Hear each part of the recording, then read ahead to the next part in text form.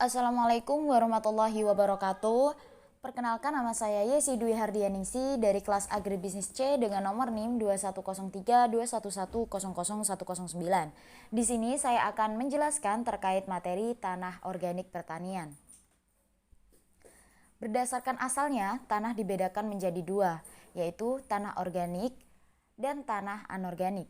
Tanah organik adalah tanah yang berasal dari pelapukan dan sisa tanaman atau berasal dari kulit organisme yang telah mati. Contohnya tanah gambut, tanah humus, dan tanah regosol. Sedangkan tanah anorganik adalah tanah yang terbentuk dari pelapukan, batuan baik secara kimiawi oleh air maupun secara fisik oleh suhu, sinar matahari, dan angin. Contohnya tanah liat, tanah entisol, tanah oksisol, tanah ultisol, dan lain sebagainya.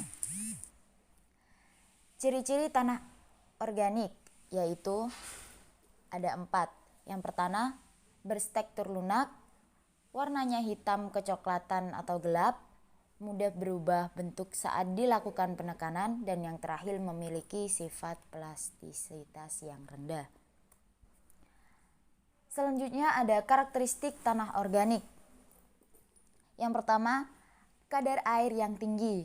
Yang kedua, kompresibilitas tinggi. Yang ketiga, kecepatan dan besar krip yang tinggi. Dan yang terakhir, kadar organik tinggi dan kekuatan rendah.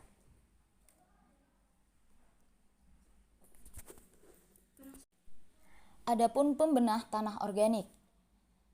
Yang pertama, pembenah tanah organik alami. Pembenah tanah organik yang digolongkan sebagai pembenah tanah organik alami diantaranya adalah lateks, pupuk kandang, dan biomasa tanaman seperti pangkasan legum dan sisa panen, seperti jerami, brangkasan jagung. Pada umumnya, pembenah tanah organik alami seperti pupuk kandang dan biomasa tanaman sudah banyak digunakan oleh petani. Namun, seringkali dibutuhkan jumlah yang sangat banyak dalam aplikasinya. Efektivitas pupuk kandang dan biomasa tanaman dalam memperbaiki sifat tanah cukup tinggi bila diberikan dengan dosis yang tinggi. Selanjutnya, pembenah tanah organik sintetik. Pembenah tanah organik sintetik yang cukup dikenal adalah Fama dan Hidrogel yang diformulasi melalui proses pabrikasi. Pembenah hidrogel mempunyai kemampuan memegang air yang cukup tinggi, hingga 500 kali bobotnya, sehingga sangat berguna bagi tanah yang didominasi pasir dan tanah dengan kandungan bahan organik rendah, karena kedua tanah tersebut kurang mampu memegang air. Yang terakhir ada pengaruh karbon C tanah organik pada tumbuhan.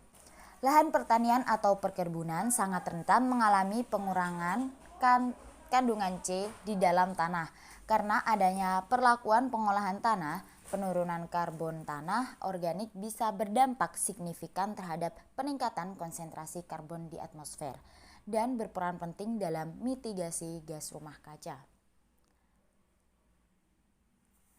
Sekian penjelasan saya terkait materi tanah organik pertanian.